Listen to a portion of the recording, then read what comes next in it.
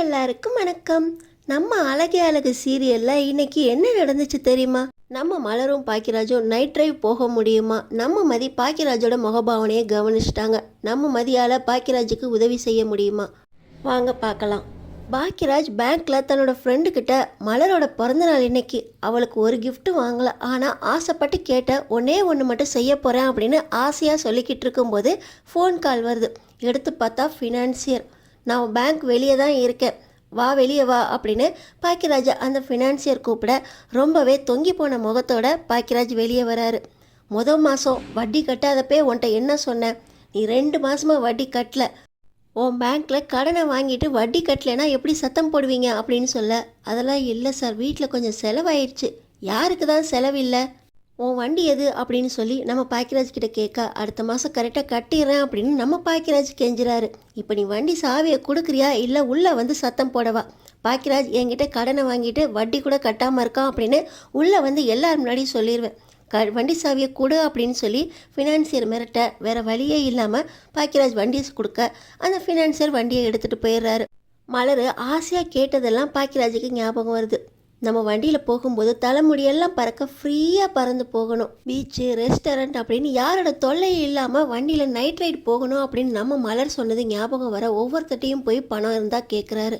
ஆனால் school fees கட்டணும், school திறந்துருச்சா அப்படின்னு ஒவ்வொருத்தரும் தட்டி கழிக்க என்ன பண்ணுறதுனே தெரியாமல் பாக்கியராஜ் திருன்னு முழிச்சுக்கிட்டு இருக்க நம்ம மலர்கிட்டேருந்து கால் வருது.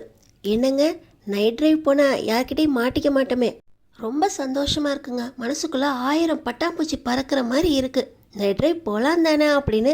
ரொம்ப பிஸியாக இருக்கீங்களா? சரி நான் வைக்கிறேன் அப்படின்னு நம்ம மலர் பாக்கியராஜ் கிட்ட சொல்ல, பாக்கியராஜ் தான் ரொம்பவே கஷ்டப்பட்டுக்கிட்டு இருக்காரு. இன்னொரு பக்கம் நம்ம மதி சீக்கிரமே வேலையை முடிச்சுட்டு ரேவதிக்கு கால் பண்ணி நீங்கள் கிளம்பிட்டீங்களா அப்படின்னு கேட்க, இன்னும் 3/4 மணி நேரத்தில் வந்துடுவேன் மதி. நானும் வந்துடுவேன், ஆனால் நீங்கள் முன்னாடி போனால் உங்கள் அண்ணிக்கிட்ட சொல்லிடாதீங்க, கேக் பண்ணுறது சஸ்பென்ஸாக இருக்கணும் அப்படின்னு நம்ம மதி சொல்லிக்கிட்டு இருக்கும்போதே, நீ சுரேஷ்கிட்ட சொல்லிட்டியா அப்படின்னு கேட்குறாங்க. நீங்களே சொல்லிடுறீங்களா அப்படின்னு ரேவதி கிட்ட மதி சொல்ல, சரி நானே சொல்லிடுறேன் அப்படின்னு மதி சுரேஷுக்கு கால் பண்ணேன். இப்போ தான் சுரேஷுக்கு காலையில் சாப்பிடும்போது இந்த ராஜலக்ஷ்மி சொன்னது ஞாபகம் வருது. அவளுக்கு பிறந்த நாளாம், சமையலை கூட செய்யாமல் காலையிலே கோயிலுக்கு கிளம்பி போயிட்டா அப்படின்னு நம்ம மதியை திட்டும்போது சொன்ன வார்த்தை ஞாபகம் வர, சரி கேக் பண்ணுறது முன்னாடியே சொல்லியிருந்தீங்கன்னா நான் விட்டுருப்பேன்ல, உங்கள் மாமா சொன்னால் நீ வரமாட்டியா, நீ வீட்டுக்கு வந்துரு சுரேஷா அப்படின்னு ரேவதி ஆர்டர் போட, சரி வந்துடுறேன்க்கா அப்படின்னு நம்ம சுரேஷும் சொல்கிறாரு.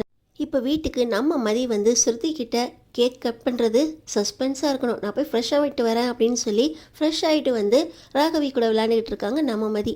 இப்போ பாக்கியராஜ் ரொம்ப சோகமாக வீட்டுக்குள்ளே நுழைய, என்னங்க வண்டி சவுண்டே கேட்கல, இவ்வளோ சீக்கிரம் வந்துட்டீங்க அப்படின்னு நம்ம மலர் கேட்க, அதெல்லாம் ஒன்றும் இல்லை, வண்டி எங்கே?